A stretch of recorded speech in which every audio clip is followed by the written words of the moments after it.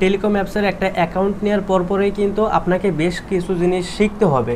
এটা খুবই অল্প কিছু জিনিস, সেটা হচ্ছে যে আপনাকে স্টেপ বাই স্টেপ কাজগুলো করতে হবে। নাম্বার ওয়ান আসতেছে আপনার কীভাবে অ্যাপসটা ইনস্টল করতে হয়, ইনস্টল করার পরে কীভাবে অ্যাপসে লগ ইন করতে হয়, কীভাবে আপনার ব্যালেন্সে টাকা ঢুকাইতে হয়। ব্যালেন্স আবার দুইটা, একটা মেন ব্যালেন্স, একটা ড্রাইভ ব্যালেন্স।